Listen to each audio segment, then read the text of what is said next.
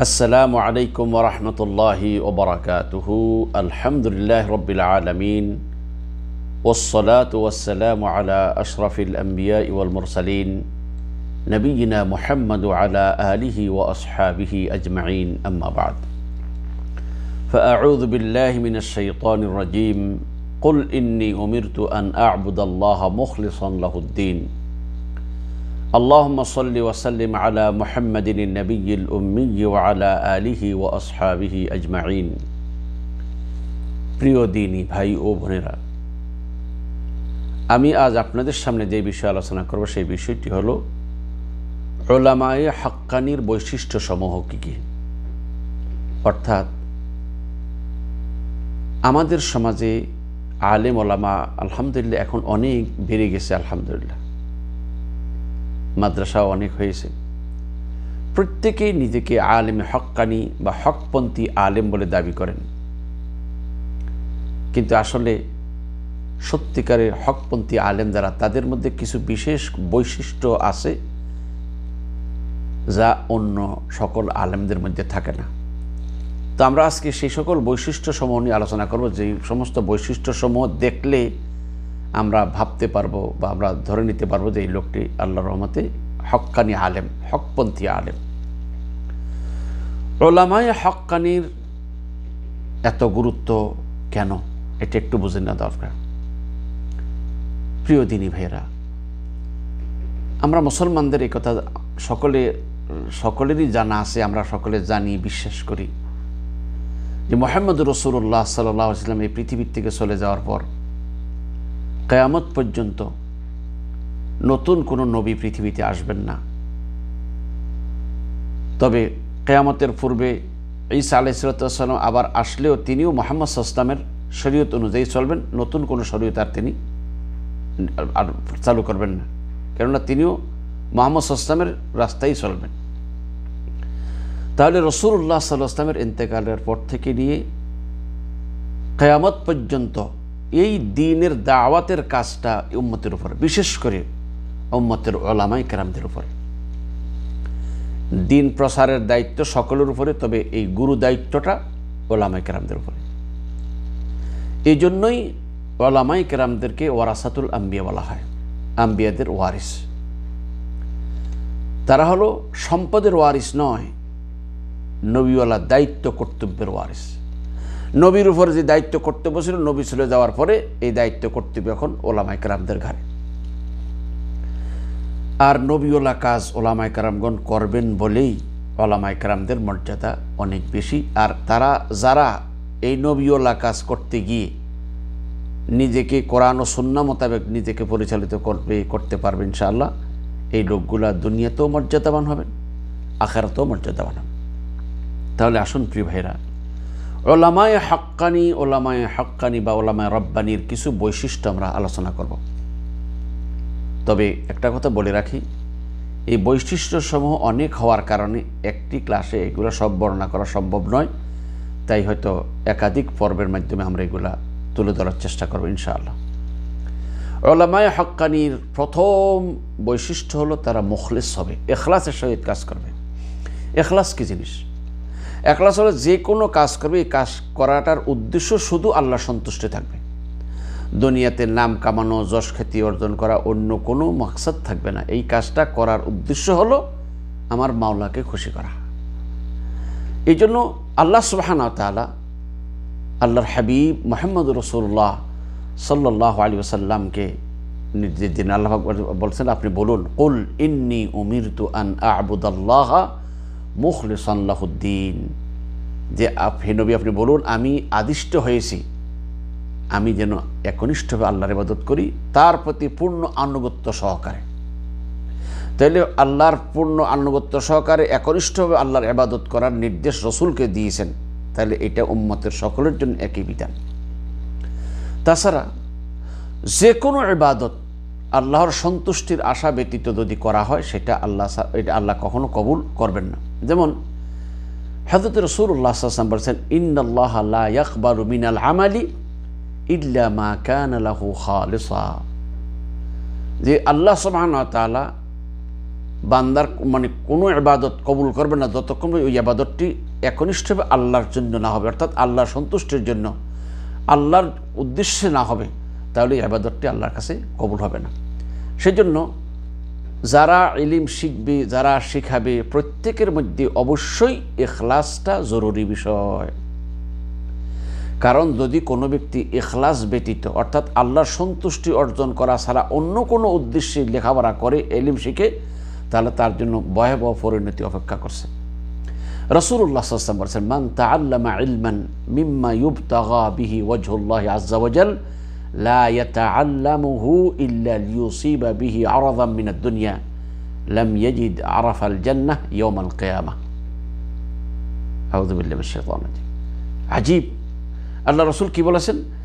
যে ইলম বা জ্ঞান দ্বারা আল্লাহর সন্তুষ্টি অর্জন করা যায়, কোন এই এমন ইলম যদি কেউ দুনিয়ার কোনো স্বার্থ উদ্ধারের জন্য অর্জন করলো, তাহলে কিয়ামতের দিন সে জান্নাতের সুগন্ধিও পাবে না।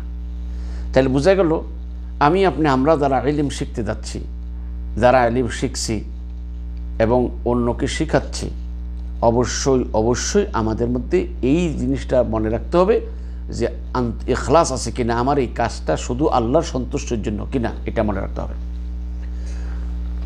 প্রিয় ভাইরা, আল্লাহর প্রিয় বান্দাদের গুণ হলো ইখলাসের সাথে কাজ করা।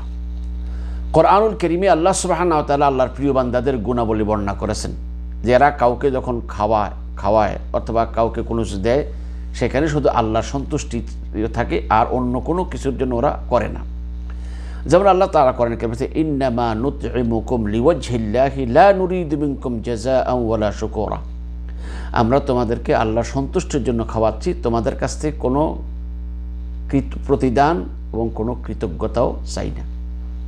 তাহলে বোঝা গেল বান্দা আল্লাহর সন্তুষ্টির জন্য আমল করবে, এর মধ্যে দুনিয়ার কোনো সামান্য স্বার্থ থাকবে না।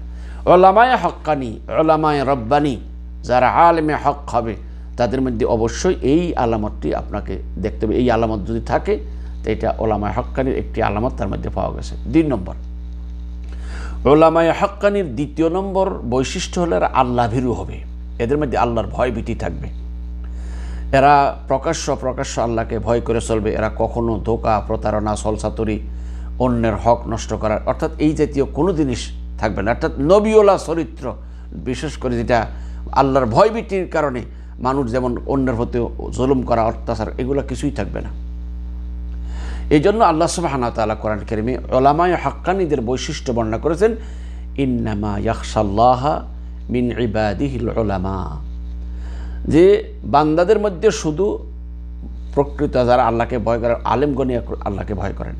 তাহলে বোঝা গেল যে উলামায়ে হক্কানী যারা, তাদের একটা বিরাট বড় বৈশিষ্ট্য হলো তাদের ভিতরে খৌফে খোদাবন্দি, যেটাকে বলা হয় আল্লাহর ভয় ভীতি থাকবে।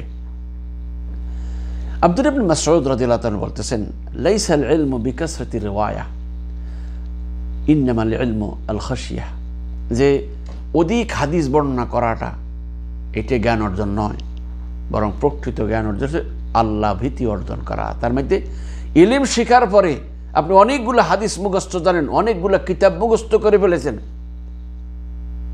অনেক কিতাবের রেফারেন্স আপনি দিতে পারেন, কিন্তু এটা বড় ইলমের বড়, এটাই বড় জ্ঞান অর্জন করা বলতে। বড় আসল প্রকৃত জ্ঞান অর্জন হলো যে জ্ঞান অর্জন করার সাথে সাথে আপনার মাধ্যমে আল্লাহর ভয় ভীতি থাকতে হবে।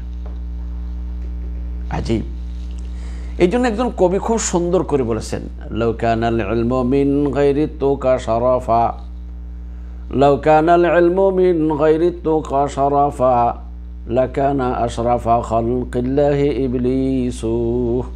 বলেছেন যে তাকওয়াবিহীন ইলমের যদি কোনো মর্যাদা থাকতো, তাহলে এই পৃথিবীতে সবচেয়ে সেরা আলেম হতেন ইবলিস। ইবলিসের অনেক জ্ঞান, কিন্তু তার মধ্যে আল্লাহর ভয় ছিল না, আল্লাহ ঈমান ছিল না, যার কারণে অভিশপ্ত। এই জন্য জ্ঞান অর্জন করার সাথে যারা জ্ঞান অর্জন করে, অবশ্যই তার মধ্যে খৌফে খোদাবন্দি, আল্লাহর ভয়ভীতি থাকতে হবে। আল্লাহর ভয়ভীতির অনেকগুলা আলামত রয়েছে, আমরা অন্য সময় ইনশাআল্লাহ আলোচনা করব। 3 নম্বর, আমি আমার এই কথাগুলো যা বলতেছি, আমি আল্লাহর কাছে প্রার্থনা করছি আল্লাহ যেন এই গুণাবলীগুলো আমাকে অর্জন করার তৌফিক দান করেন, এবং আপনাদের মধ্যে যারা আলেম ওলামারা যদি কেউ শোনেন, আমি অনুরোধ করবো আল্লাহর কাছে দোয়া করি আল্লাহ যেন তাদেরকেও এই গুণাবলী অর্জন করার তৌফিক দান করেন। প্রিয় ভাইরা, আলেম ওলামার আজকে অসংখ্য মাশাআল্লাহ আলহামদুলিল্লাহ, কিন্তু আমার কাছে মনে হয়, আমিও পবিত্র বলছি না আমাকে, আলিয়াযুবিল্লাহ, কিন্তু আমাদের নীতি নৈতিকতার অনেক অভাব রয়েছে। আসুন, ওলামায়ে হক্কানির তৃতীয় বৈশিষ্ট্য উত্তম চরিত্রের অধিকারী হওয়া। আপনি আলেম, তাইলে আপনার মধ্যে এই সমাজের সবথেকে শ্রেষ্ঠ চরিত্রের অধিকারী আপনাকে হতে হবে। কারণটা কি? আপনি যে নবীর ওয়ারিস, সেই নবী এই পৃথিবীর সর্বশ্রেষ্ঠ চরিত্রের অধিকারী ছিলেন। আল্লাহ সুবহানাহু ওয়া তাআলা তার চরিত্রের প্রশংসা করেছেন, ইন্নাকা লাআলা খুলুকিন আযীম, যে আপনি মহান চরিত্রের উপরে কি অধিষ্ঠ, আপনি মহান চরিত্রের অধিকারী। যে নবী সর্বযুগের সর্বকালের সর্বশ্রেষ্ঠ মানব, যে ব্যক্তি চরিত্রের উপরে সর্বোচ্চ সার্টিফিকেট প্রাপ্ত আল্লাহর পক্ষ থেকে, সে নবীর ওয়ারিস আমি, আপনি, আমরা, অথচ আমাদের মধ্যে সেই নবীর চরিত্র থাকবে না, এটা কি করে হয়? এই জন্য আলেমে হক্কানি হতে হলে তার মধ্যে চরিত্রটা ঠিক থাকতে হবে। তার মুখ দিয়ে কাউকে কষ্ট দিবে না, হাত দিয়ে কাউকে কষ্ট দিবে না, তার আচরণ দিয়ে কাউকে কষ্ট দিবে না, এবং সে সমাজের মধ্যে সবথেকে আদর্শবান ব্যক্তি হবে।